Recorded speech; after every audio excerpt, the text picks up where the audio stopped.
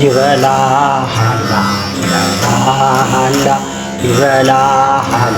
ይበላሃላ አንተንም አፈር ይበላሃላ እንደ ሞኝ ሰው እንደ ተላላ ለኤሊ ድንጋይ ያለበስክ አምላክ ለኤሊ ድንጋይ ያለበስክ አምላክ ምነው ዝም አልከን እንዳንላላ ለኤሊ ድንጋይ ያለበስክ አምላክ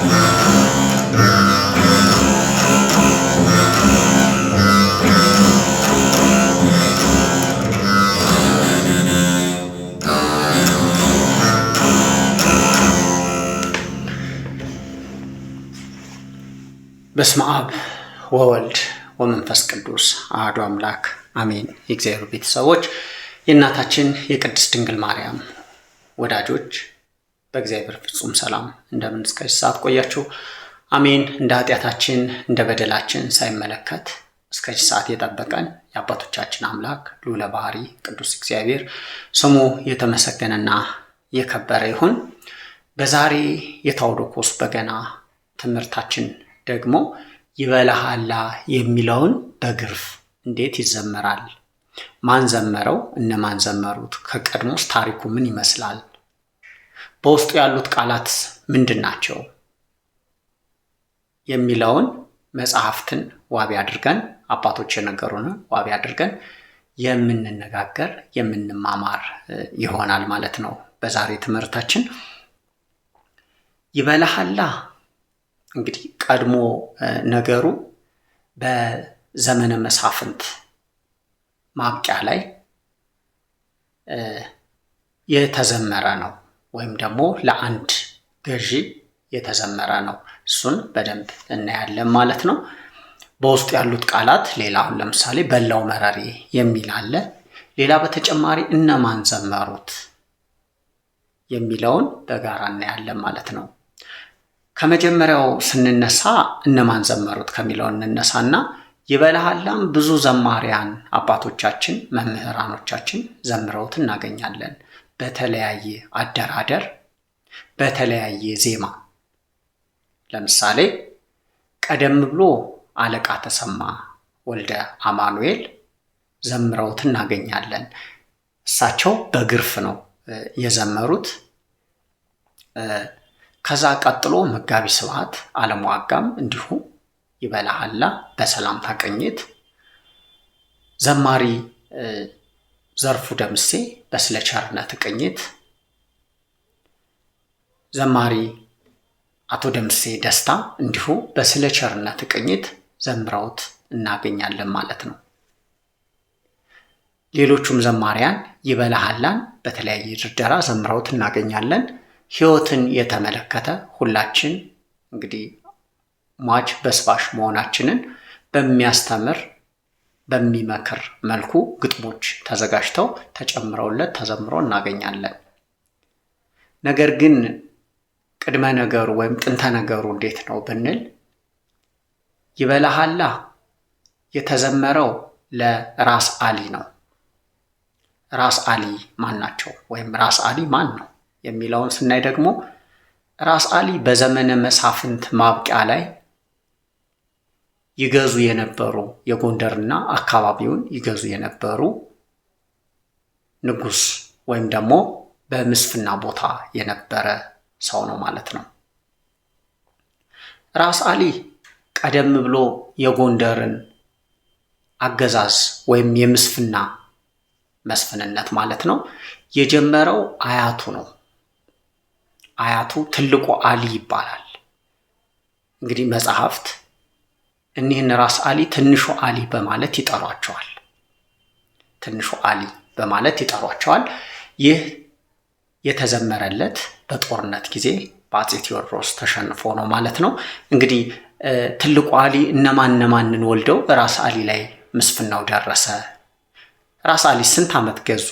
ለምንስ ተዘመረላቸው እንደዚህ ተብሎ የሚለውን እንግዲህ ከድርደራው በኋላ ደግሞ መሀል ላይ የምናየው ይሆናል ማለት ነው። እንግዲህ ይበላሃላን የምናየው በድህንፃ እንዴት ይደረደራል የሚለውን ነው ማለት ነው። የግርፍ ድርደራ ወይም ደግሞ በግርፍ የመዘመር ሁኔታ በግርፍ መዘመር ዘዴ ወይም ደግሞ በግርፍ የመዘመር አንዱ ማመስገኛ መንገድ ነው ማለት ነው። ወይም ደግሞ ማመስገኛ መሳሪያችን ይህ ድህንፃ ነው ማለት ነው። ከበገና 11ዱ ክፍሎች አንዱ ይህ ድህንፃ ነው ማለት ነው። ይበልሃላ እንግዲህ በግርፍ ለመዘመር ማድረግ ያለብን ዲቴል እንግዲህ በአድቫንስቱ ትምህርታችን የተማራችሁ ታውቁታላችሁ። እንዲሁም ደግሞ የአድቫንስ ትምህርታችን ግርፍን ጨምሮ ስልጠናዎችን እንሰጣለን። ስለዚህ አንደኛ ሁሉም አውታሮች መቃኘት አለባቸው። ይህ ማለት ማረፊያውንም ጨምሮ ማለት ነው። ከነ ማረፊያው ከነ ሙሉ መቃኘት መቻል አለባቸው። ሁለተኛ አንድ የአውራ ጣታችንን የመጀመሪያው ላይ እናደርጋለን። የአውራ ጣታችንን መጀመሪያው ላይ፣ ከዛ በተረፈ እነዚህን ድምጾቹን ለማፈን የምንጠቀምበት ነው ማለት ነው።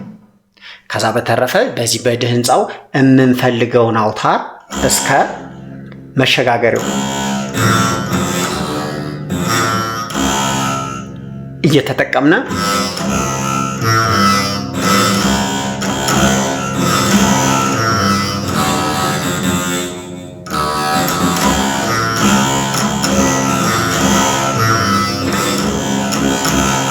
ይሆናል ማለት ነው።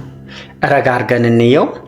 ይበላሃላ ይበላሃላ ይበላሃላ ይበላሃላ አንተንም ማርዳሃላ እንደ ሞኝ ሰው እንደ ተላላ።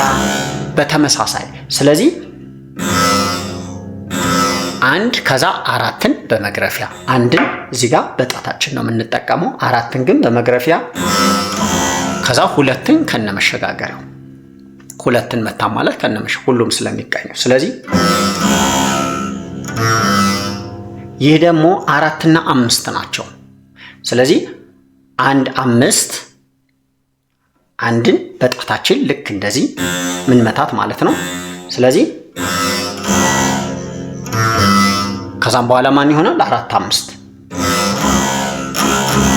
እዚህ ጋር ድምፅ እንዳያወጣብን ምናልባት በድህንፃችን ብንነካው ወይም ደግሞ ቫይብሬሽን ስለሚኖረው ይሄን ልክ ሁለትን ስንመታ ለምሳሌ ይሄን እናፍነዋለን።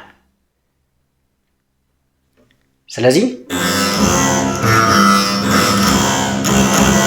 ይሄ ይሆናል ማለት ነው። ወይም ደግሞ ድህንፃችንን በዚህ አይነት መልኩ መያዝ እንችላለን። እሱ ደግሞ እንደዚህ ይሆናል ማለት ነው።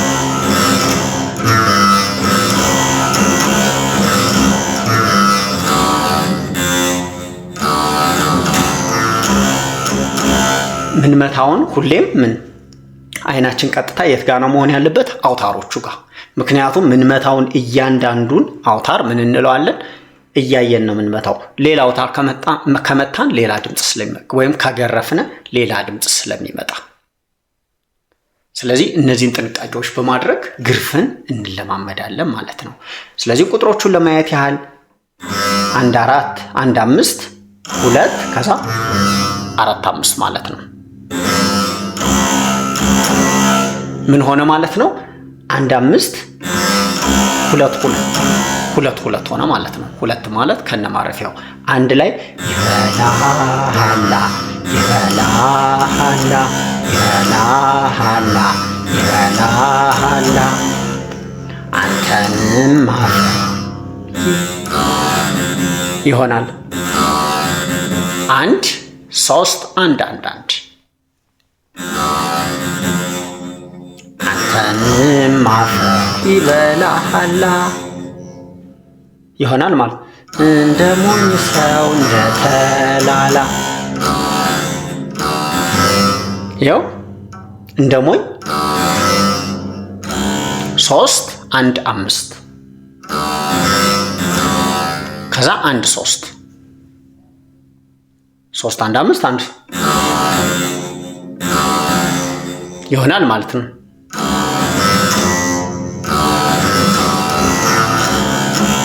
ይኸው 2 4 2 2 መጨረሻው አንድ ላይ ረጋ አድርገን እንየው እስኪ።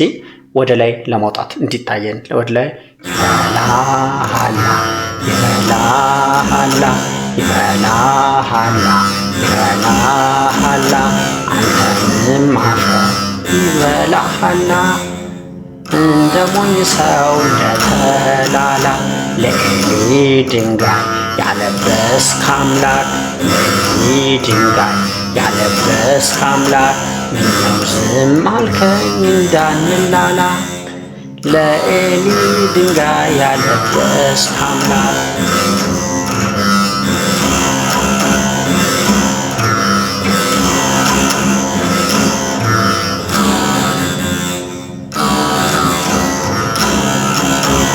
ይሆናል ማለት ነው። ስለዚህ የግርፍ ድርደራው ይህን ይመስላል ማለት ነው። እያንዳንዱን አውታር እንዴት እንቃኘዋለን? ድምፁንስ እንዴት እናስተካክለዋለን? የበገናችንን እያንዳንዱን ጥንቃቄ ያለው እንግዲህ በታኦዶኮስ በገና ተከታታይ የሆኑ ትምህርቶች እንዲሁም በታኦዶኮስ ቲዩብ ተከታታይ የሆኑ ትምህርቶች አሉ። ትምህርቱን እንግዲህ የመከታተል በመጀመሪያ ዙር በአድቫንስ እንዲሁም ደግሞ በአድቫንስቱ እስከ ተተኪ መምህራን ድረስ ግርፍንም ጨምሮ ማለት ነው ለመከታተል እንግዲህ ከላይ ባለው ዌብሳይት ያገኙናል ማለት ነው።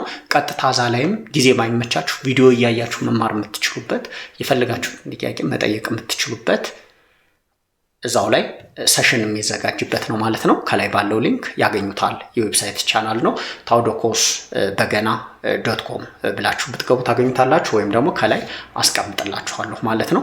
እንዲሁም ደግሞ ሀገር ውስጥ ሆናችሁ ከባህር ማዶም ሆናችሁ ከታኦዶኮስ ስቶር እቃዎችን መግዛት ብትፈልጉ እንዲሁም ወደ ከሀገር ውጭ ላላችሁም እንልካለን ወዳላችሁበት ቦታ ከበገና ጀምሮ ብዙ እቃዎች አሉ ማለት ነው። እሱን ደግሞ ከላይ ባለው ሳይት ታገኙታላችሁ። በዌብሳይቱ ሁሉንም ታገኙታላችሁ ታኦዶኮስ ስቶርንም። ነገር ግን ምናልባት ለእቃው ብቻ ወይም ደግሞ እቃዎች ከታኦዶኮስ ስቶር እቃዎችን ለማዘዝ ብቻ ከሆነ ግን በዚህኛው ሊንክ ተጠቀሙ ማለት ነው። ይህኛው ሊንክ መመዝገብ ሳይጠበቅባችሁ ቀጥታ እቃዎችን አይታችሁ መርጣችሁ አርቱ ካርት ብላችሁ ቀጥታ መግዛት የምትችሉበት ከዛም እኛን ኮንታክት አድርጋችሁ በኦርደር ከሆነ በኦርደር ቶሎ የምናደርስበት ጥራት ያላቸውን እቃዎች ሙሉ እንግዲህ የምናደርስበት ነው ማለት ነው። እዚህ ጋር ደግሞ ሁሉንም የያዘ ነው። መመዝገብ መማር ለምትፈልጉ ከላይ ባለው ሊንክ ታገኙታላችሁ ማለት ነው። ስቶሩንም ታገኙታላችሁ። ነገር ግን እዚህ ላይ መመዝገብ ይጠበቅባችኋል። ለስቶር ወይም ደግሞ ለእቃ ግዢ ብቻ ግን ከፈለጋችሁ ወይም ደግሞ ለማዘዝ የትኛውንም ከባህር ማዶ ሆናችሁ እንዲሰራላችሁ የምትፈልጉትን እቃ ኢትዮጵያ ውስጥ ብትፈልጉ በዚህኛው ሊንክ ገብታችሁ ኮንታክት አድርጉን። እዛው ላይም እቃዎችን መምረጥ ትችላላችሁ ማለት ነው። ወደ ታሪኩ እንመለስ። ትልቁ አሊ የጎንደር ምስፍናን የጀመሩ ናቸው። የጎንደር ምስፍናን የጀመሩ ትልቁ አሊ ናቸው። ከዛም አራት እንግዲህ እሳቸው ልጅን ወለዱ። እሱም ራስ ጉግሳ ይባላል። ራስ ጉግሳ ደግሞ 4 ልጆችን ወለደ ይላል። ራስ ጉግሳ በምስፍናው 28 ዓመት ተቀምጧል። በምስፍናው 3 ነገስታትን አተካክቷል ይለዋል መጽሐፍ። በሱ የጎንደር ምስፍና ላይ ተቀምጦ ማለት ነው፣ ወይም መስፍንነት ላይ ተቀምጦ 3 ነገስታትን አተካክቷል። ስለዚህ ለ28 ዓመት ያህል በምስፍና የኖረ ወይም ደግሞ በምስፍና የገዛ ነው ማለት ነው። ራስ ጉግሳ 4 ልጆች ነበሩት።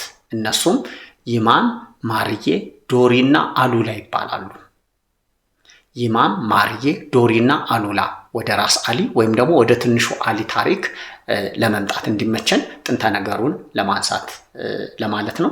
ስለዚህ እነዚህ ይማም፣ ማርዬ እና ዶሪ የራሳቸውን እንግዲህ ለጥቂት ዓመታት የሚሆንም ራስ ጉግሳ ምስፍናውን ከለቀቀ በኋላ ወይም ደግሞ እርሱ ካረፈ በኋላ ነግሰዋል።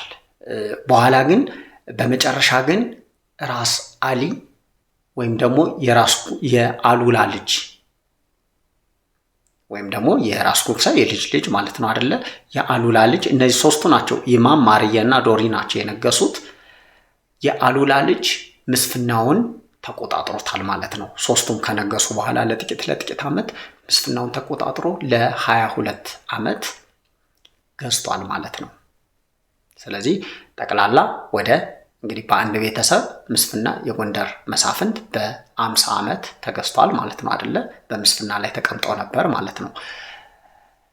የዘመነ መሳፍንት እንግዲህ በ1760 አካባቢ ነው አይደለ? በንጉስ ኢዮአስ ነው ጀመረ የሚለው ታሪክን የኢትዮጵያን ታሪክ ስንመረምር እንዲሁም ደግሞ ሌሎች ጸሐፍት ያሉትን ታሪኮች ስናነብ ማለት ነው።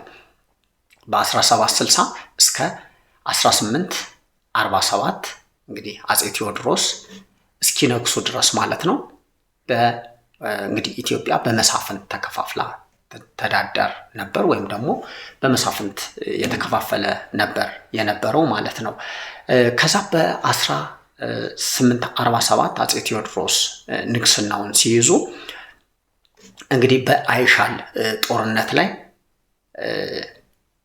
ድል አድርጓቸዋል ማለት ነው። ማንን? ራስ አሊን። ከዛም በኋላ ወደ ትውልድ ሀገራቸው ወደ የጁ ሂደው እዛ ተደብቀዋል ወይም ደግሞ እዛ በዋሻ ውስጥ ተደብቀዋል ማለት ነው።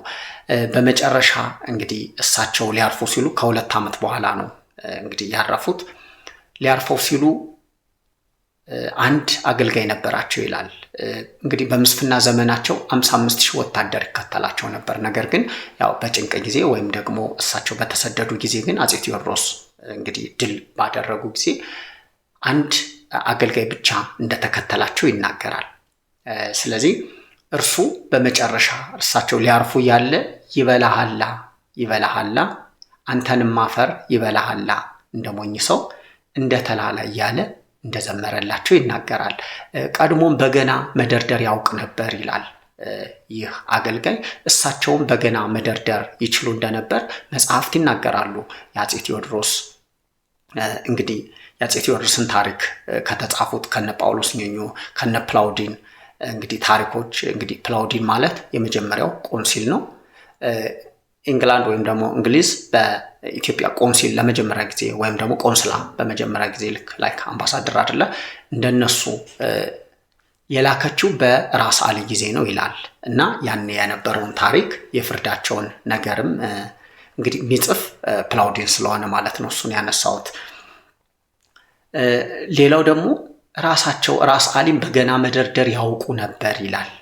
ለምሳሌ አጼ ቴዎድሮስ የሚለው ጳውሎስ ኞኞ የጻፉት መጽሐፍ እንዲሁም ደግሞ አንድ ዶክተር ሄነሪ የተባሉ የጻፉት የጀግንነት ሱስ በሀበሻ አድባር የሚል አንድ ቆየት ያለች መጽሐፍ አለች። እሷም መጽሐፍ ላይ አሁን እንደዛ የተለያዩ የኢትዮጵያ ታሪኮች ላይም እንዲህ የሚል ነገር አለ። እሳቸውን በገና መደርደር ያውቁ ነበር። እንደውም ይላል በበረሃ ሆነው ወይም በየጁ በረሃ ሆነው እንዲህ ብለው ዘመሩ።